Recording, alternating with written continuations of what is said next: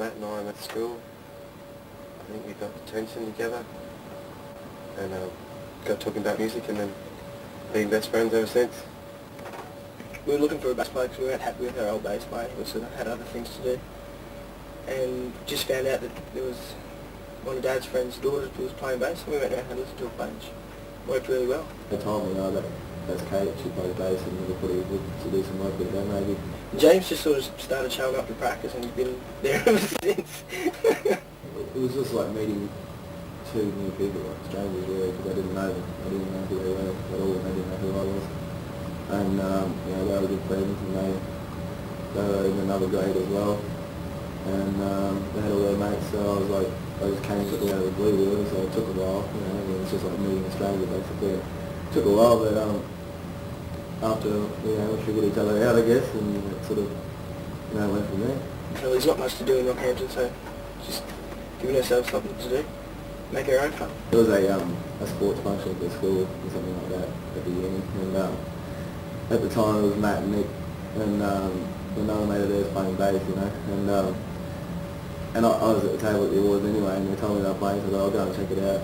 It was like Nick sitting in a chair, Matt, on his drum kit, hidden behind the drum kit, because they were year 10 or whatever it was, and they were just doing some covers, and Nick he was scared, didn't want to do it, sat in his chair, saying, and played guitar, and it was interesting because it was like supposed to be dinner music, but it wasn't. But no, that was the first time I really sort of seen them do anything at all, up and just muck around. It was mainly, let's have a bit of fun sort of thing, and I don't even think the plan was ever to, have a hit single, tour the world, and make $1 million. It was just sort of, just to have fun, yeah. There was never a master plan. I still don't think there's a master plan. Oh yeah, always have fun. It's sort of the motivation for anything. There's not a lot to do when you're young in this town. So we started doing what we enjoy doing, we was fortunate enough to win on Earth straight away. That was a pretty big surprise, considering that then you go a month and didn't expect a thing, out of like 86 bands or something in the CQ area. We'd heard about it, and we weren't songwriters at the time. We were still just jamming. We couldn't even really play our instruments very well. So my father and Kate's father sort of pushed it upon us and said, can you guys write a song? We'll send it into this Triple J on Earth program. And we did it, and just for fun, and wrote this song. And we ended up winning. It was actually the first song we ever wrote, which was pretty amazing. For the night, it was a school dance, and I turned up, and Nick and Matt turned up, and they were yelling at me from across the room, and he's saying, we won. I'm like, what are you talking about? And I forgot all about it. And they told us that time that we won the on Earth. And I'm just like, oh my God, what does this mean? And so from and what we got out of that, if it wasn't for that, I don't think, I don't know, it's hard to say, but I really don't think that we'd be doing what we're doing now. If it wasn't for that, we would have been surprised to see how long it lasted. And so once we won that, we thought, well, why not give it a go? Well, all of a sudden we had pub managers ringing us up. Can you come play at our pub? Can you come play at our pub? We knew like 5 songs, and this one song that we'd written and couldn't even play, so we're like, we better learn how to play before we go and do that. So we spent the next 3 months or so just rehearsing every single day, getting to know the stuff, and then went out and started doing gigs. So that basically started off on our live performance thing. No, I never expected to win that at all. It was a crap song.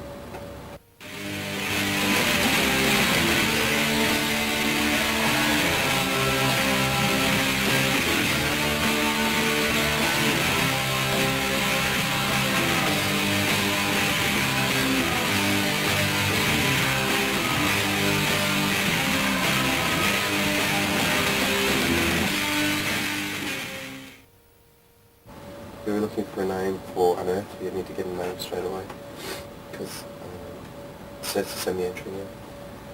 And we were looking through all this stuff, and then Matt rang me up one night and said, I've been looking through a chicken encyclopedia, so I thought, straight away, that's pretty stupid. And he said Andalusion, it's a breed of chicken. I said, yeah, that'll do. I found it in a chicken book. I'm a bit of a chicken nut. Just I can't explain it. And we needed a name. And it was for Triple J, actually. We hadn't named ourselves yet, and we had to name the demo tape and all that sort of stuff. So I was just flicking through a book and seeing Andalusion, rang Nick up. Yeah, that'll work. So there's no big story behind it, there's no meaning to it or anything. Did you think you'd still have it, or did you think it might change? No, we thought it was going to change. We thought, oh, well, this will just do for now. And then, because of the recognition we got with that name, we thought we'd stick with it rather than change it and confuse everyone. So. Kate, she sort of didn't have the same views as we did, so she sort of left.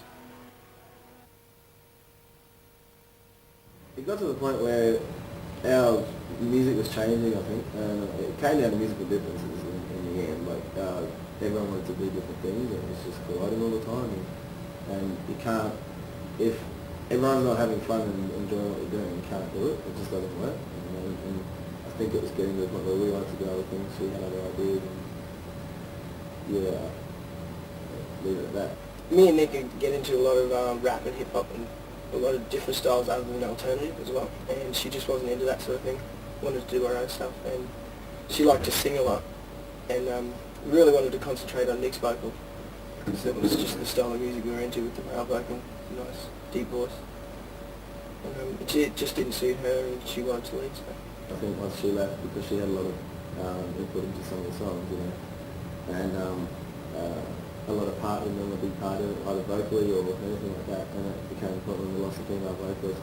Well, you know, it's not really the same if you try and incorporate a male vocal to take over.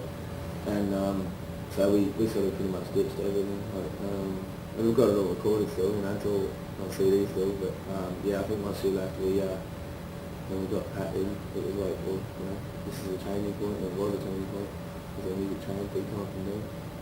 I was just over the moon to be in the band, actually, like with excitement. I was when I got the phone call, I was, oh yeah, I'm in the band, this is great. But yeah, there was a little unsteady at first, I guess, but that's just, you know, it was something new. Pat was this crazy guy that lived next to a friend of mine years and years ago, and I just heard on the grapevine somewhere that he'd been playing bass, and the day Kate decided to leave, was sitting back scratching their heads and who can we get to play bass? Pat McMahon. And so found his number and gave him a ring, and he was back in 5 minutes, and it actually ended up in a very weird situation because Kate came back that afternoon and Pat was already there playing bass, so it seemed like we'd queued this thing up a few days beforehand, but wasn't the case. The first day I came in here, I was playing through Kate's rig, and then Mark walked in, her father, and he was there to pick it up, and it was a bit, you know, I was a bit worried about what everyone was thinking of me, because Andalusion had done a lot of work around town, and everyone was used to the band as it was with Kate in it. Lineups change sometimes, but yeah, we're still tuning out all the time, and we still see it and talk all the time. It wasn't. So it's just like it old. wasn't like that, yeah.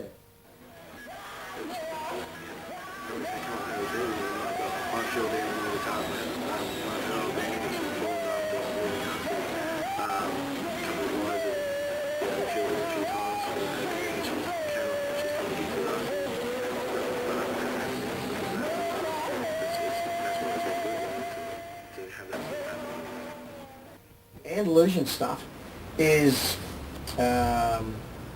looking at it from having a studio, looking at it from a producer's point of view, it's very marketable. One, Nick seems to be able to have the ability to write catchy lyrics, and the guys musically seem to be able to construct a song that's got enough variety in it, so there's 3.5 minutes where you're not nodding off after the first minute of just thrash, thrash, thrash, thrash. I don't play a really big role in the songwriting. Nick and Matt have done a lot of work, initial work on our songs. They sort of come up with a brief and get an idea, and then we'll all get together and work out how we want the arrangement to happen, and then the vocals come last. Nick usually writes his own lyrics. Doesn't really like singing anything else. He likes to tell a story in his lyrics. So we leave that up to him. But we all play a part in fine-tuning the riffs and organising how the songs go. Like, there's been a few songs where I've just said to the guys, look, I finished this song, hear what you think, you know, add your bits to it, and it becomes a collective thing, you know. A lot of the time, we'd be in the studio, just jamming with something, and different ideas come out of it, and yeah, that's cool, well, that's not, Nick, our lead singer, he's got an awesome songwriting talent. Like, his lyrics, everything. I just love the way he writes, and he seems to just come easy. He's always got ideas and stuff like that, and he writes a lot of stuff, and most of our songs have come from his original idea, and like he writes basically everything in acoustic, home, and then brings it in and transforms it into the electric stuff, and it's pretty good. It's pretty awesome to see it. If you know the guy, then you'll work out what he's talking about. Probably a lot of people, he hides it, it's well hidden in his lyrics, but it's great. But at the same time, Matt, our drummer, he's written songs. One of the songs on the CD, he wrote guitar parts and everything, like he had all exactly what he wanted. That was Standing Where It Was? Yeah, Standing Where It Was. And, whereas Mick, with The Weight, which is on the CD, he wrote, it was all his work, basically. He knew what he wanted, everything. He knew how he wanted it to sound and all that sort of stuff, and we might have just changed around a few of the guitar parts for ourselves, but that's great, or drums or whatever. Songwriting is something that's just used to express yourself. So if something comes up in your day-to-day life, you find a way to express it, whether it be through lyrics, or for me a drum feel or a bass line or something like that. And sometimes if you have the motivation, you can finish it yourself and go, yeah, this is my song. Other times you take it to the other guys and they have their input on it as well. It's different every time. If you're playing a gig and people are singing your lyrics and stuff, it's just an unbelievable feeling. You can't, I can't explain it. It's just awesome. That's the whole reason for doing it, to get your sound out there being heard.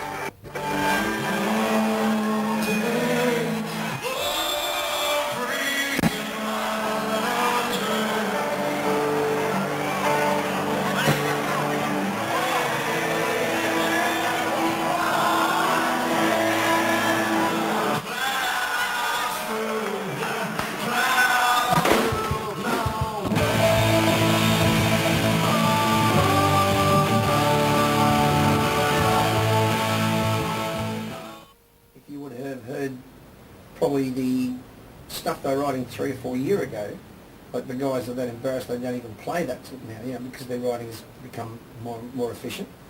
But they were still good songs. It's just like honing your skills, I suppose. You start off as a carpenter and you build a very small table, and you probably don't finish it off all that well with sanding down or whatever.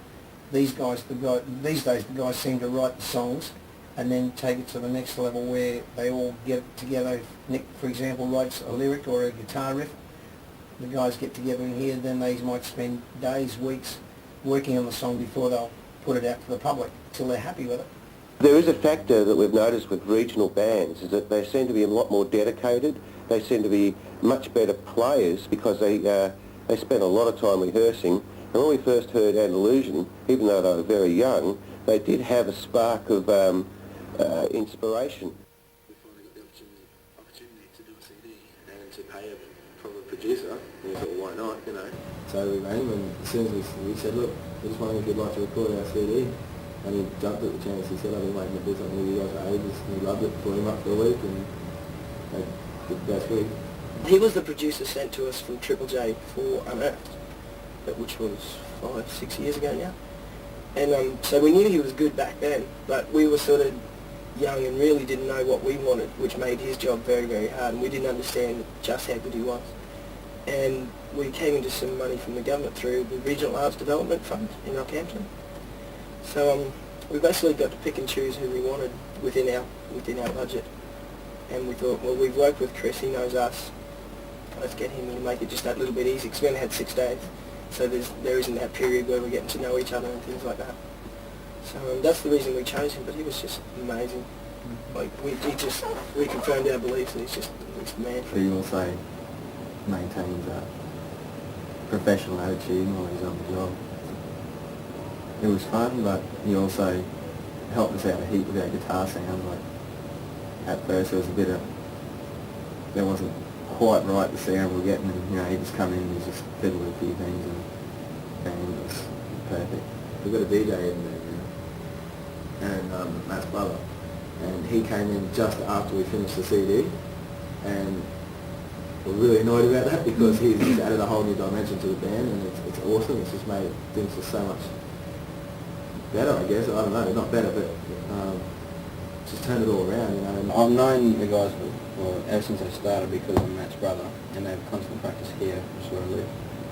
So I've sort of known the whole time, and grown up with them, so it wasn't really that hard of a transition straight in. Luke, my youngest son, who's a guitarist and saxophone player, got interested in scratching the discs and turntables, and then just used to jam and muck around with Andalusion, and then they just realised how much better the band sounded, or how different it sounded, and then overnight he was an official member. Luke's the most gifted person you'd ever meet. He picks up an instrument and he'll learn it, you know, the next day and play some Mozart concerto on it, whatever. But he's unbelievable. We just had to snap him up before someone else did. He's just fantastic. Awesome. On a stage sort of basis, he's never been up playing with us and stuff like that. But he's always helped us out. He's a lot further advanced as far as music theory than we are. And he's always helped us out with our songwriting and stuff like that, putting suggestions in. But we've never had a spot for him because he's only been playing turntables for the last 6 months, I guess, probably even less. And we had a bass player, we had 2 guitarists, which is his other 2 favourite instruments. So there wasn't ever a spot for him, and he decided we've been listening to a lot of DJ stuff lately, and he bought his turntables. And he's a musical freak, just a nut. And we knew he was going to be good at turntables because he's good at everything else, everything he picks up. We went, before his turntables even showed up, we were like, yeah, you're going to play with us. So, okay, cool. So he spent 2 weeks on his decks and said, okay, I'm ready to practice now. And brought him out there and just worked fine, and he's been there ever since. I've been playing before, but I'm used to playing for small crowds. And from going to that to, say, with the stadium show, we had a full light show and lots of people, it is a bit daunting. And are having a few teething problems, just a few things, but you get there. And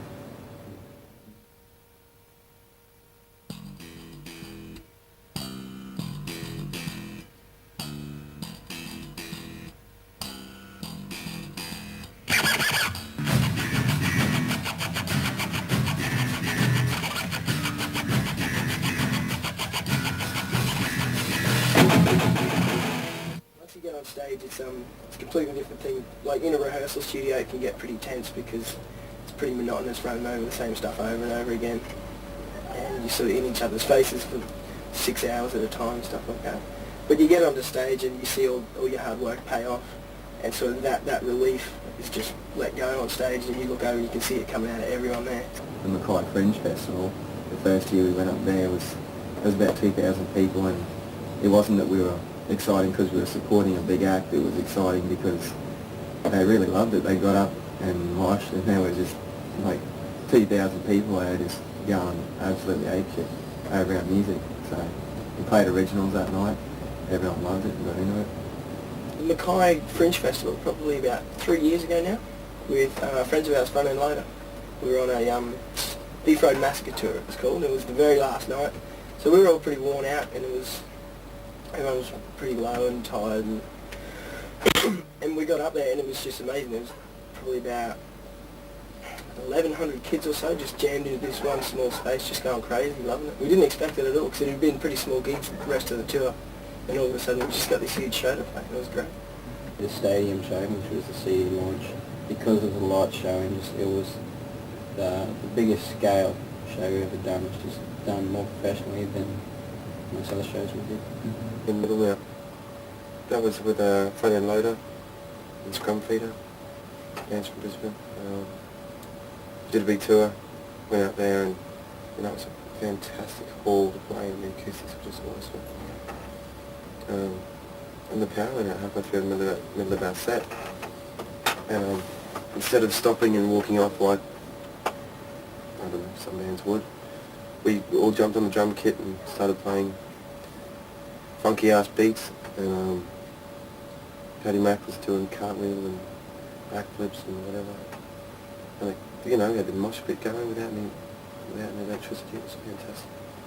A lot of supports we've done, they've been great opportunities, and I guess the Silverchair against Van Jebediah last November was a big one to get, like to have on the bio as well, it was just that was a good experience. It was all so professional and a lot involved in it. We learned so much from that even. But there's been others, there's, you know, like you gig at the union, all that sort of stuff. There's a lot of gigs you do remember, and so a lot you don't want to remember, you know. But it's a part of it. So how did the Silverchair gig come about? Well, I was managing the band at the time.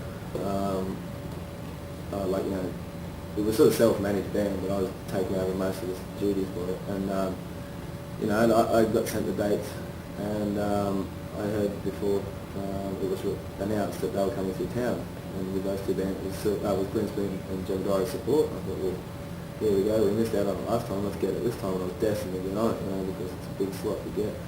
And so I just got on the phone straight away to Silverchair's management, or their agency, and who are agents for the other two bands as well. And a lot of phone calls and a lot of sort of, yeah, we don't know what's going on, we can't tell you anything, we'll get back to you sort of phone calls, you know. And I'm like, oh, okay, but, you know, I just kept in their face about it. And eventually they were telling me that they put us through to the management and all that sort of stuff with their demo and name and all that sort of stuff. And it went from there, and then it was getting close. And all about about a month and a half later, I got, about a week before the gig, I got a call saying, we just want to confirm you for the concert, you know. And it was, for me, that was a personal satisfaction. It was just like, yeah, great, I really wanted to do it, and I did it.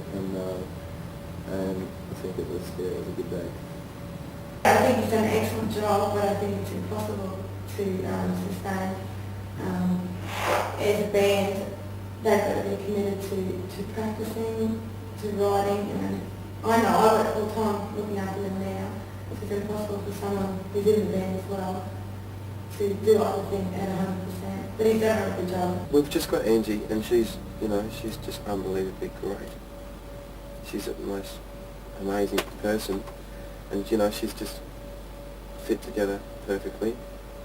And I really think, you know, she'll be the one to take us as far as possible.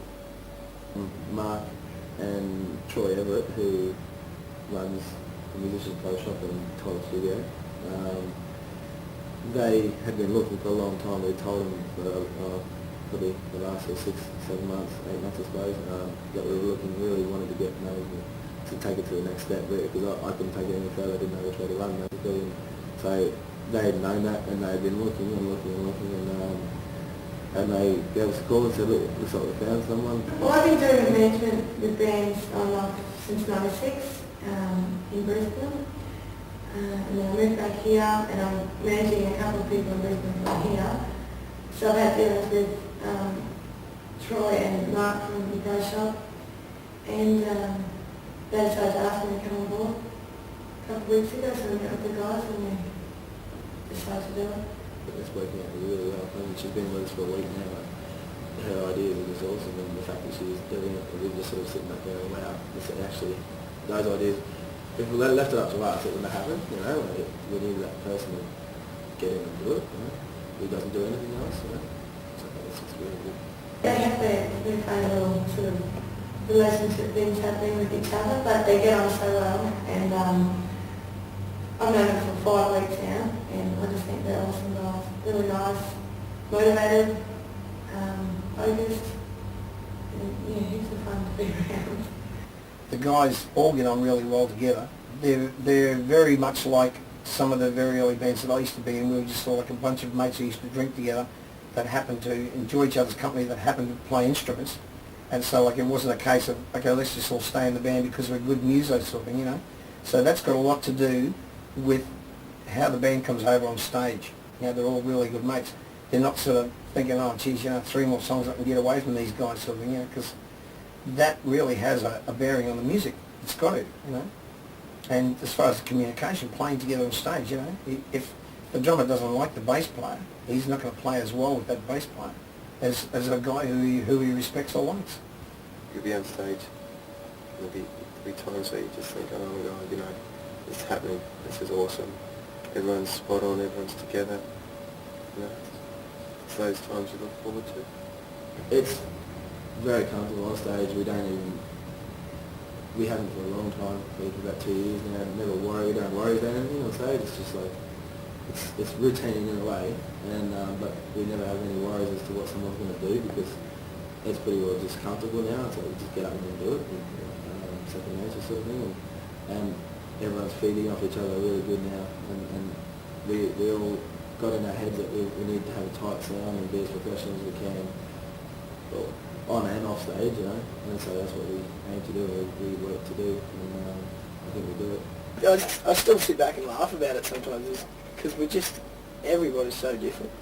Like, none of us are very similar at all, but we all seem to work very well together. Mm-hmm. In a working environment, it's good there's one or two willing to sort of push forward and get everything done, the other just there to help and stuff like that. So it's a strange mix.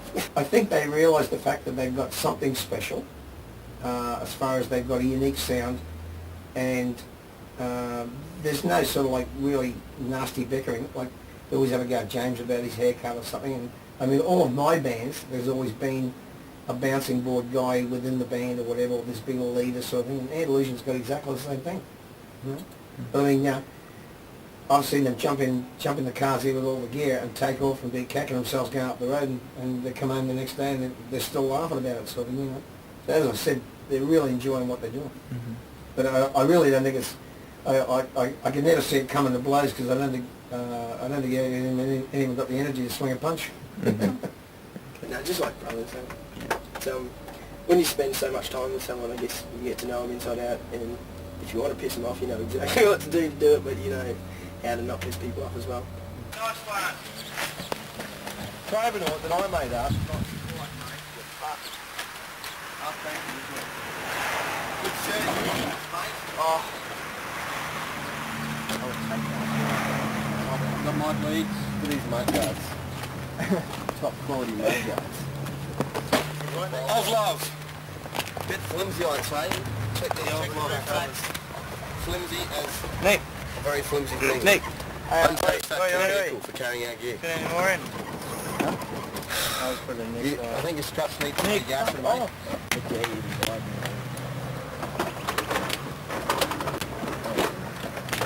Regassing, mate. Regassing. You take the camera off him, we can see the start.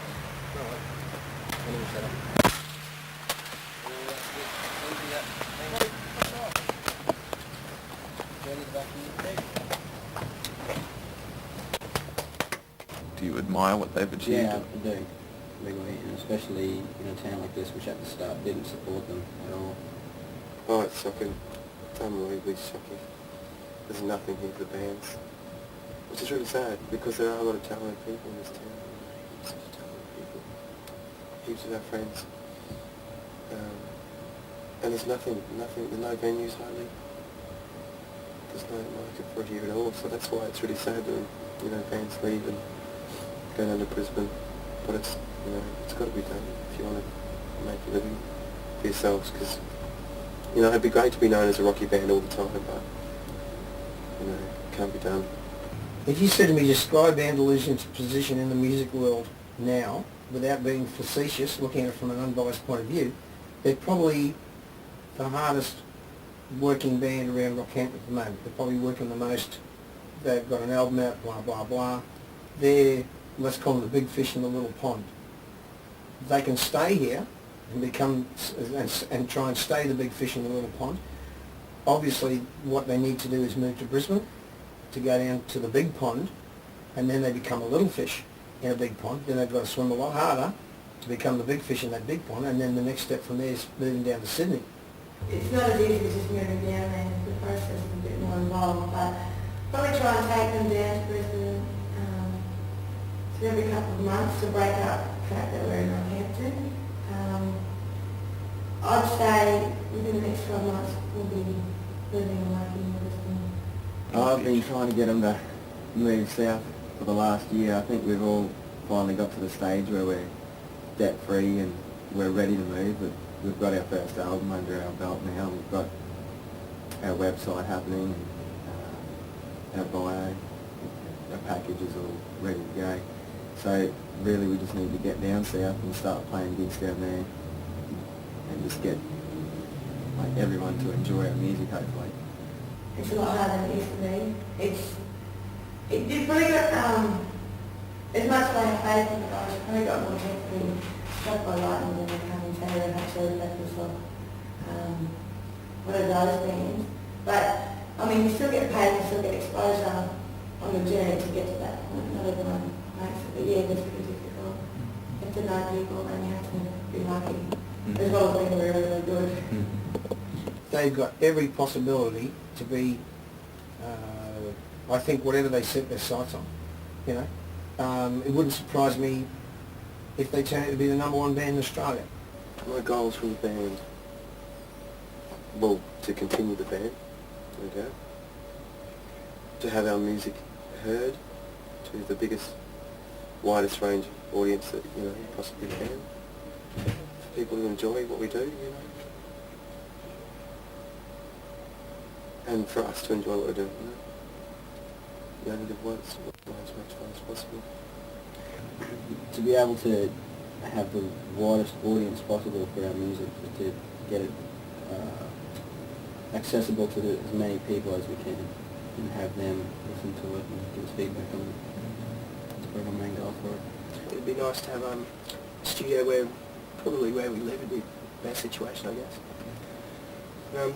Just as far as creativity goes, sometimes you have an idea, and if you're not in a place where you can put that onto tape, you can lose it very easily with other thoughts. You sort of move on and go, oh, what was that idea I had? And in the studio, like especially these days with digital studios, it's so easy. Turn your computer on and you can put it down. It's just like a notepad, just writing down just a little memo or something like that. Well, one of my main, I get dreams or goals or whatever, is like to see that just being able to play shows where people are turning up specifically to see you play your own music because they enjoy your own music, can either relate to it, respect you for what you're doing, anything like that. I reckon that's going to be one of the most fulfilling feelings, you know, just experiences to know that these people are paid to come in to watch you, they paid their money, so you've got to give back.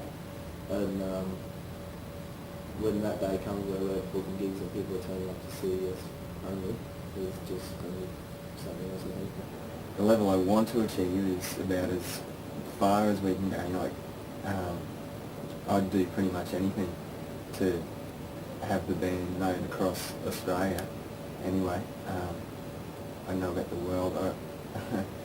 That's a long way down the track. But I'd love to be known across Australia and playing at Liver's and big day outs and you know, just tour around, just be involved in the music industry. Whether it happens or not, you know, I guess we'll find out next year in Brisbane. My ambitions are exactly that, you know, keep this band going. It's our lives. It's what we want to do. We're all committed.